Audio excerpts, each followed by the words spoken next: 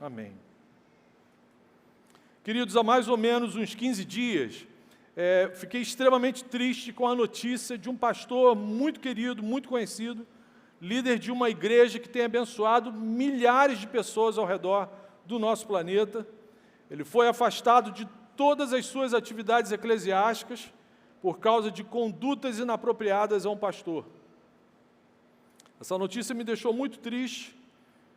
E aí, para piorar, essa semana, mais uma vez, fui tomado por uma mistura de tristeza, lamento e indignação ao ouvir dos noticiários que alguns pastores aqui no Brasil agora, essa semana, estão sendo investigados por suspeita de terem cometido ilegalidades com verbas do Ministério da Educação. A suspeita, a acusação de que pastores tentando tirar dinheiro de políticos.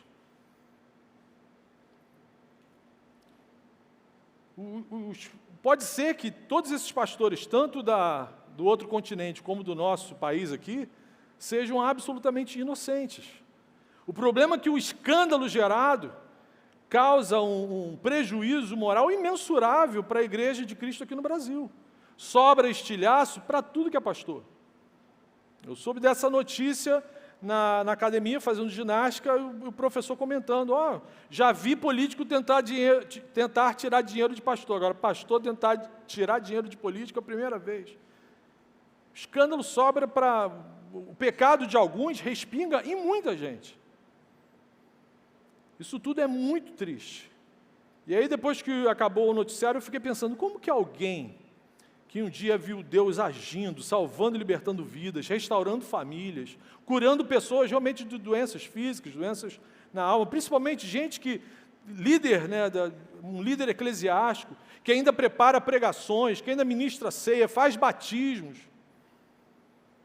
Como que uma pessoa dessa chega a esse ponto de total afastamento, de perder o foco do Evangelho, de perder o foco da missão para que foi chamado?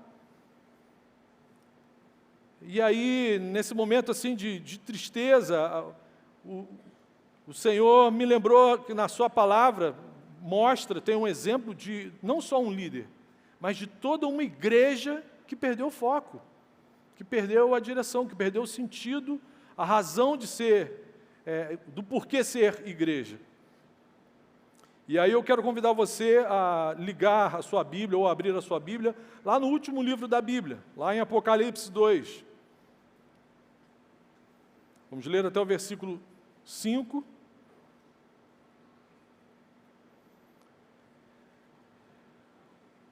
Uma passagem que eu espero vai nos ajudar, vai servir de alerta para a vida da gente, vai nos ajudar a reavivar o nosso relacionamento com Jesus.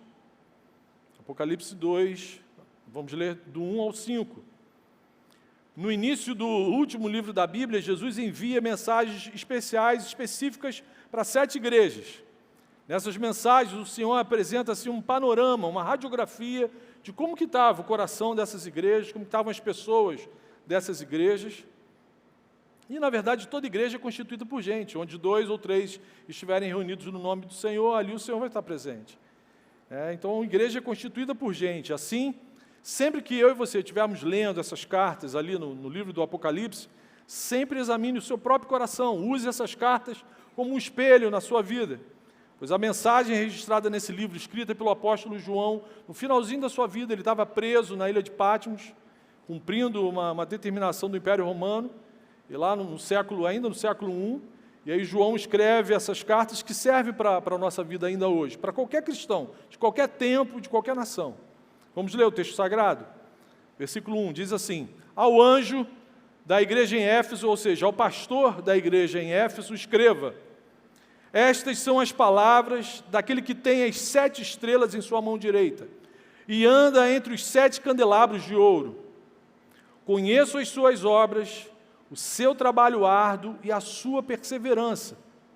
Sei que você não pode tolerar homens maus, que pôs à prova os que dizem ser apóstolos, mas não são, e descobriu que eles eram impostores.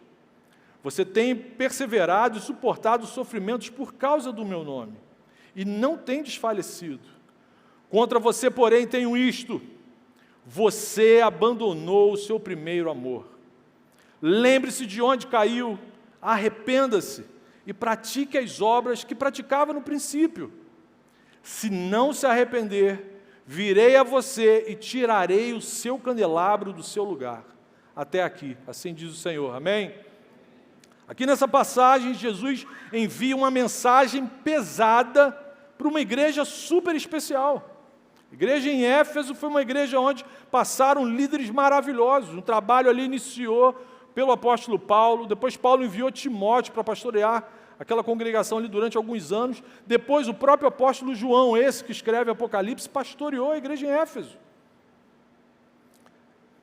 E a primeira coisa que Jesus faz ao iniciar essa mensagem é dizer que Ele segura todas as suas igrejas em sua mão. Ele é o Senhor soberano, Ele é o Senhor da igreja. Ele anda entre os 7 candelabros de ouro. O que é isso? Jesus está afirmando, está deixando claro que Ele caminha no meio do seu povo.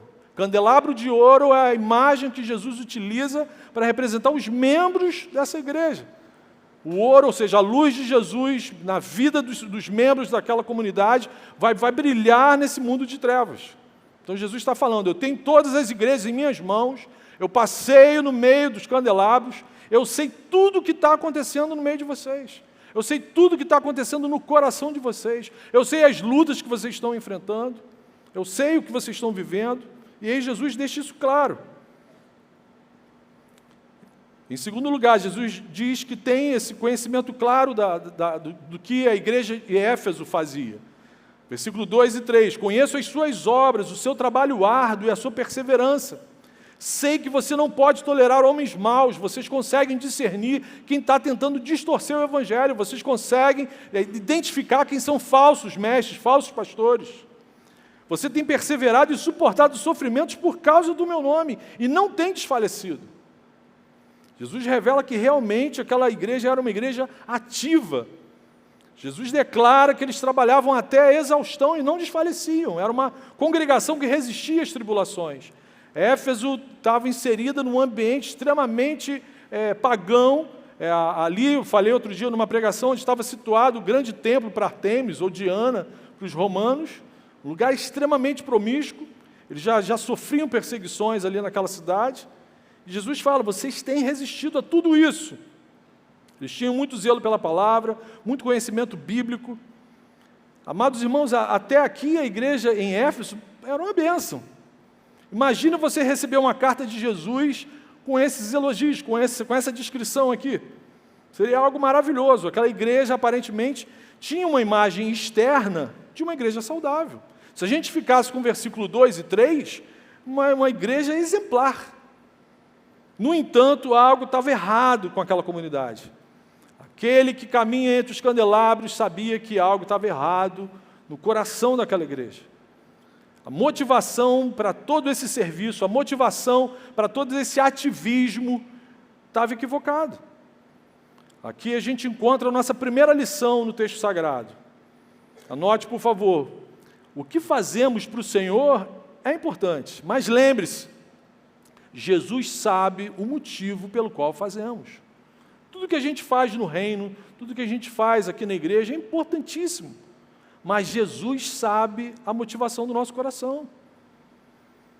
João Calvino afirmava que o coração do homem é uma fábrica de ídolos. É possível até no serviço ao Senhor, é possível até na condução de um louvor, na ministração de uma palavra, a gente está servindo ao reino, servindo as pessoas, mas com um motivo totalmente equivocado. O coração totalmente fora do foco, fora do alvo. Os cristãos de Éfeso estavam extremamente ocupados na luta pela sã doutrina, mas a motivação deles não foi recebida com alegria pelo Senhor da igreja. O visível, ou seja, as nossas ações externas, não podem estar desassociadas da intenção do nosso coração. Na verdade, toda a nossa ação externa tem que ser resultado do que está acontecendo dentro do nosso coração. Eu amo Jesus, por isso eu sirvo. Eu amo Jesus, por isso eu me disponho a fazer algo pelo reino, pelas outras pessoas.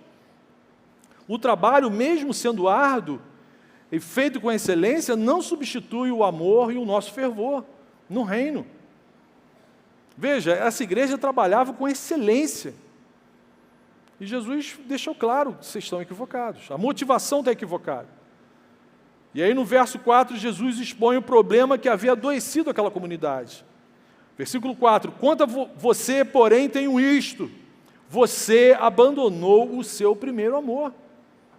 Mesmo trabalhando incansavelmente, mesmo suportando várias dificuldades pelo Evangelho de Cristo, algo estava errado com aquele pastor e com aquela comunidade. Eles não demonstravam mais o mesmo amor por Jesus como nos seus primeiros dias de caminhada com o Senhor.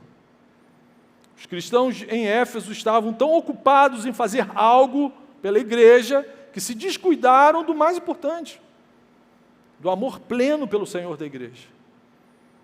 Essa é a segunda lição.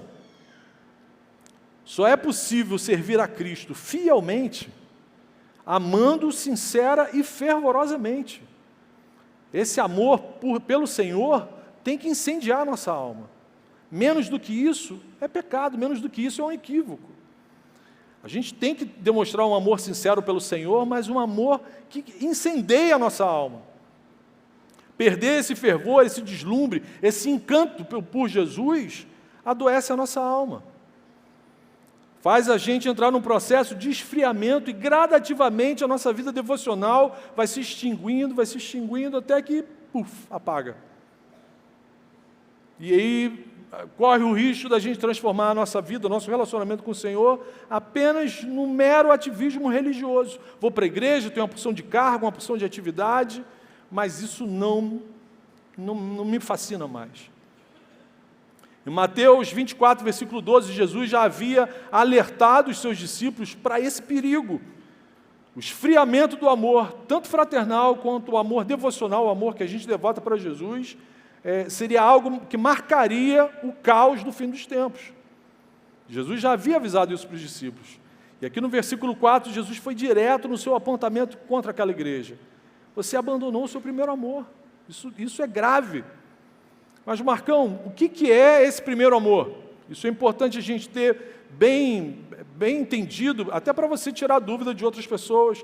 É um texto muito citado, muita gente prega em cima desse texto. O que é o primeiro amor que Jesus está acusando essa igreja de ter abandonado, ter esquecido isso? O próprio Jesus responde para a gente essa pergunta. Lá em Mateus 22, versículo 37, Jesus responde: ame o Senhor, o seu Deus, de todo o seu coração, de toda a sua alma e de todo o seu entendimento. Isso é amar com o primeiro amor. Isso é amar com fascínio, com encantamento, com deslumbre. Isso é amar ao Senhor com paixão.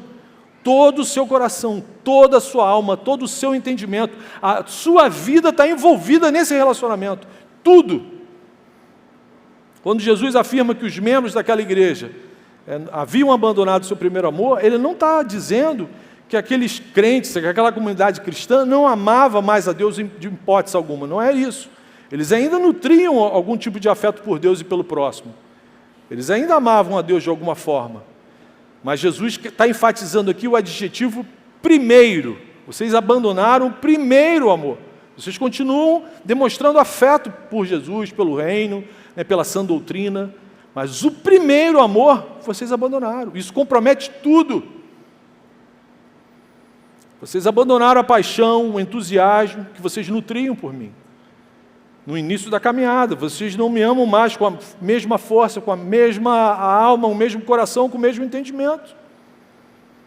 Irmãos, quando nós amamos o Senhor com esse primeiro amor, ou seja, com todo o nosso coração, toda a nossa alma, todo o nosso entendimento, Jesus passa a ser o centro da nossa vida, da nossa existência, de todas as conversas, independentemente do assunto, tudo acaba a gente falando de Jesus. É exatamente assim quando você encontra uma pessoa apaixonada.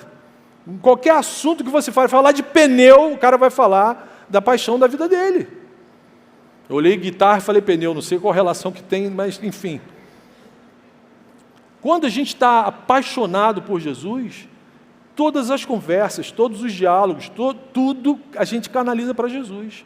Quando a gente está vivendo esse primeiro amor, a gente fala de Jesus para as outras pessoas com facilidade, surge naturalmente. É inconcebível imaginar ficar uma semana sem convidar um amigo de oração para ir para a célula. Por quê? Jesus está incendiando meu coração. Acredito que os casados presentes aqui nesse auditório compreendem muito bem o que é amar com o primeiro amor. É aquele fascínio, aquele encanto, aquele fogo que cônjuges apaixonados experimentam nos primeiros dias de casamento, onde tudo é lindo, tudo é maravilhoso o tempo todo, não existe olho com remela, não existe mau hálito, né? Não existe mulher descabelada, é tudo lindo. Estou vendo uma opção de gente rindo, por quê? Então, todo mundo sacudindo assim. É esse fascínio, esse é o amor dos primeiros dias. O casamento é uma metáfora do relacionamento de Jesus com a sua igreja. É isso que Jesus quer com a sua igreja, é o que a gente tem que viver no nosso casamento. De modo semelhante ao zelo que a gente tem que ter no nosso relacionamento com Jesus, os casados aqui presentes precisam ter o mesmo zelo com o seu relacionamento matrimonial. Quando um cônjuge deixa de dar o devido valor ao outro e permite que a rotina do dia a dia vá esfriando esse relacionamento, o casamento passa a correr um risco muito grande, muito grande. E aí, meu irmão, minha irmã, se o seu cônjuge abandonou, esqueceu o primeiro amor, faça com ele o que Jesus fez com a sua amada igreja em Éfeso. Escreve uma carta para ele, traça os elogios que precisam ser traçados. Se tiver alguma coisa para elogiar, né, você não vai mentir, né? Mas seja claro no apontamento daquilo que precisa ser corrigido. Faça isso em amor. Mas não desista de viver o seu casamento com o encanto dos primeiros dias, amém? Não desista, menos do que isso, não é o casamento que o Senhor preparou para você, para o seu cônjuge, não é. Assim como Jesus não desistiu da sua igreja, não desista de ter um casamento que viva como se fosse nos primeiros dias, amém? Essa é a terceira lição que o texto de Apocalipse 2 nos mostra. Jesus não desistiu da sua igreja. Jesus não desistiu da sua igreja. Apesar da igreja estar equivocada, tendo um comportamento completamente diferente no seu relacionamento com ele, ele não desistiu da sua igreja. A sua igreja estava caminhando ladeira abaixo, mas Jesus não deixou ela a sua própria sorte. No versículo 5, Jesus demonstra o seu amor, a sua graça, encorajando os crentes de Éfeso a mudarem a direção. Versículo 5, lembre-se de onde caiu. Ninguém esfria da noite para o dia. É impossível sair da reunião de oração e chegar em casa indiferente, apático. Jesus fala, lembre-se de onde caiu. Jesus dá essa ordem para aguçar a memória do povo. Lembre-se do momento em que as coisas começaram a degringolar. Nenhum relacionamento se esfria da noite para o dia, existe sempre um processo. Quando um pastor chega a ser afastado do sagrado ministério por condutas inapropriadas, isso é só uma consequência final de algo que estava acontecendo há muito tempo, de um esfriamento que estava acontecendo há muito tempo. A chama vai se apagando lentamente. Depois Jesus dá uma segunda ordem, arrependa-se, ou seja, mude imediatamente de direção. De uma vez por todas, você precisa rever essa falta de zelo no nosso relacionamento. E a terceira ordem, volte a praticar aquilo que vocês praticavam no início. O que é isso? Volte a praticar aquilo que vocês praticavam no início. Se no início eu amava o Senhor com todo o meu coração, com toda a minha alma, com todo o meu entendimento, o que eu fazia em consequência desse amor? Eu amava o meu próximo. É isso que Jesus fala, isso resume a lei. Ame ao Senhor o teu Deus com todo o teu coração, com toda a tua alma, com toda a tua força, e ao seu próximo como você mesmo. As obras que esses irmãos faziam no início era amar o próximo, era cuidar do próximo. As obras que nós realizamos no reino de Deus só tem sentido, só tem valor se for para abençoar outras pessoas. Se a gente vem aqui para a igreja, domingo após domingo, vamos para a célula, semana após semana, e a gente não abençoa ninguém, a gente não vira um ser humano bom para abençoar outras pessoas, tem alguma coisa errada no cristianismo que a gente está vivendo. O que o Senhor pediu para Abraão é o que Ele espera de nós. Abraão, ser tu uma bênção. Através da tua vida você vai abençoar todas as famílias da terra. E isso vale para mim e para você hoje, amém? Não tem sentido a gente vir aqui, se relacionar com o Senhor, se transformar num ser humano melhor e não se tornar bênção para a nossa sociedade, bênção para as outras pessoas, bênção para quem Deus colocar perto da gente. Só tem sentido você vir aqui, prestar culto, ir na célula, ir no discipulado, se for para transformar o seu relacionamento com Jesus em bênção para as outras pessoas. Vejam, o Senhor é tão maravilhoso que Ele não aponta só os erros, Ele mostra o que pode ser corrigido. Jesus não foi só apontando o erro, Ele falou, faça esse caminho aqui para se acertar. Assim como um pai que disciplina um filho, Jesus também deixa claro na sua advertência, no final do versículo 5, que se aquela igreja não fizesse o que ele estava instruindo, eles sofreriam consequências. Se você não se arrepender, virei a você e tirarei o seu candelabro do seu lugar. Eu não vou enviar nenhum anjo, não. Eu mesmo vou até você e vou remover o candelabro do seu lugar.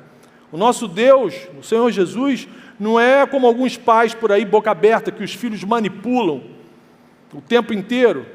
De forma alguma. Jesus é gracioso, mas Ele é o soberano Senhor. Amém? Ninguém manda no Senhor. Nossas orações não mandam no Senhor. Os nossos caprichos não mandam no Senhor. E afinal, o que significa remover o candelabro do seu lugar? Significa dizer que Jesus vai fazer essa igreja deixar de ser igreja. Eu vou apagar a luz, eu vou fechar a porta, eu vou acabar com isso aí.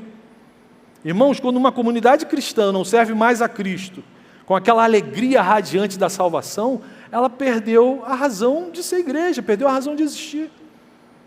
Ela vai virar uma instituição religiosa. Ela cessa de ser uma igreja viva de Jesus e se transforma numa coisa morta, meramente religiosa. Mateus 5,13. Se o sal perder o seu sabor, como restaurá-lo? Não servirá para nada, exceto para ser jogado fora e pisado pelos homens. Jesus não está falando que vai remover a salvação daquelas pessoas, de forma alguma. Até porque a salvação em Jesus não se perde. Clovinho pregou sobre isso aqui na sexta-feira, para os nossos adolescentes. João 6,37, próprio Senhor Jesus falando, todo aquele que o Pai me der, virá a mim, e quem vier a mim, eu jamais rejeitarei, jamais rejeitarei. Aqui o Senhor Jesus está falando da terrível possibilidade dele apagar a luz da igreja. É quando a gente se esfria a tal ponto de apagar a chama do Espírito Santo na nossa caminhada. A igreja em Éfeso, apesar do privilégio das bênçãos que eles receberam do Senhor, da bênção de ter desfrutado o pastoreio de Paulo, Timóteo, João, eles corriam o risco de perder a luz de Jesus nos candelabros. Jesus falando, eu vou apagar o brilho desses candelabros, vou remover esses candelabros do meio de vocês. Irmãos, como isso é assustador. Porque essa advertência continua válida hoje, nos nossos dias, para mim e para você. Ainda mais nesse tempo de tanto relativismo moral, tanta igreja maluca, tanto escândalo religioso. No entanto, meu coração se alegre muito, porque eu sei que Jesus sempre nos ajudará a vencer as nossas adversidades, amém? Ele enviou o seu Santo Espírito para ajudar a gente. Não estamos sozinhos. Dito isso, diante de tantas verdades tremendas, de que forma a gente pode aplicá-las no nosso relacionamento com Jesus? Anote, primeira aplicação, avalie o seu relacionamento com Jesus. Aproveite esse culto, esse momento, toda vez que você entrar nesse auditório, avalie o seu relacionamento com Jesus. Antes de você fechar os seus olhos, quando encostar a cabeça no travesseiro, avalie o seu relacionamento com Jesus. Você tem sido zeloso no seu relacionamento com o Senhor? Sua relação com Jesus ainda é de encanto, de fascínio, de deleite? Ou você já se acostumou com tudo isso? Como que nós temos andado com Jesus? Qual a nossa motivação? Por que nós viemos hoje aqui, irmãos? Por que a gente tem ido na nossa célula semana após semana? Por que você fica animado para ir no discipulado? Avalie seu relacionamento com Jesus e diariamente faça a oração que Davi fez no Salmo 139.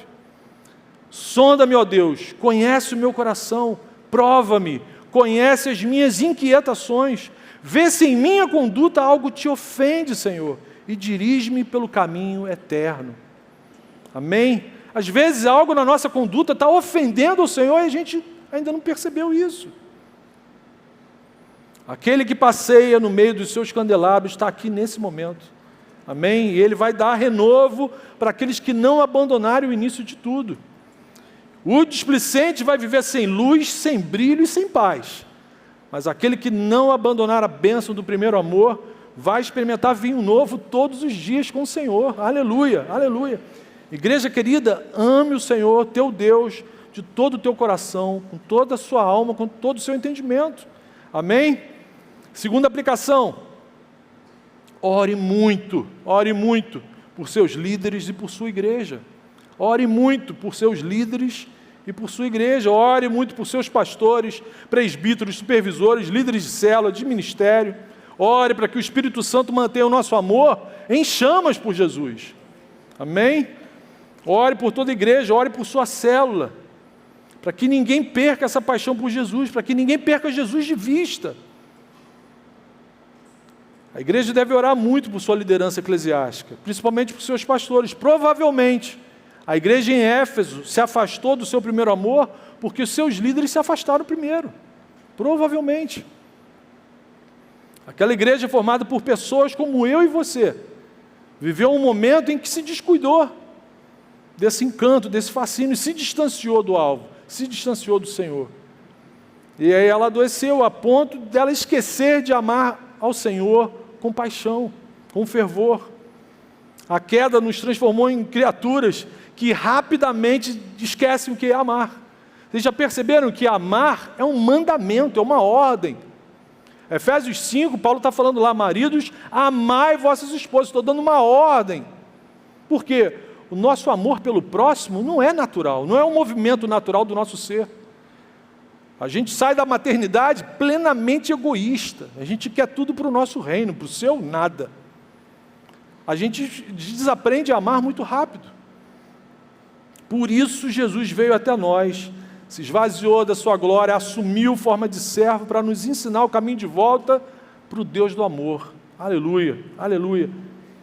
Jesus veio revelar um Deus amigo que perdoa pecados de corações arrependidos e ao mesmo tempo é amável, encantador, justo e gracioso. Esse é o nosso Deus, irmãos. Esse é o nosso Deus. Irmãos, que sejamos uma igreja aprovada por Cristo, nas nossas realizações, que a motivação seja saudável na nossa alma, seja uma motivação correta, que o nosso serviço no reino de Deus seja consequência da nossa paixão por Jesus. Somos presbiterianos, mas cada membro dessa igreja aqui tem que ser pentecostal, amém? Não é só sapatinho de fogo não, eu quero sapato, calça comprida, camisa, tudo de fogo, amém? Calvície de fogo, tudo de fogo. A gente tem que andar apaixonado por Jesus, que isso atraia multidões a Cristo, amém? Alegre o coração do nosso Senhor, tudo para a glória dEle, amém? Feche seus olhos, vamos orar. Senhor Jesus, muito obrigado por sua palavra, Senhor, muito obrigado por essa advertência, Senhor. Nesse momento examina o nosso coração, Senhor, vê se na sua igreja, Senhor, existe algum caminho mau e leva-nos no teu caminho perfeito, Senhor, por favor, mantenha a nossa alma em chamas pelo Senhor, guarda o conselho dessa igreja, Senhor, os supervisores, os líderes de célula, de ministério, livra-nos de todo o mal, Senhor, de toda distração, de qualquer tipo de confusão, Senhor, por favor. Ajuda-nos a mantermos nossos olhos fixos em Jesus. Renova o nosso amor pelo Senhor e uns pelos outros, Senhor. Por favor, restaura os relacionamentos, seja entre cônjuges, entre pais, filhos, entre irmãos. Restaura, Senhor. Vem com a Tua paz e ajuda-nos a restaurarmos tudo que não esteja bem. Queremos ser uma igreja onde o Senhor habita, reina e se alegra, Senhor. Por favor, isso é para a glória do Teu nome, fazemos essa oração em nome de Jesus. Amém, amém. Que o Senhor Jesus continue abençoando vocês, igreja querida.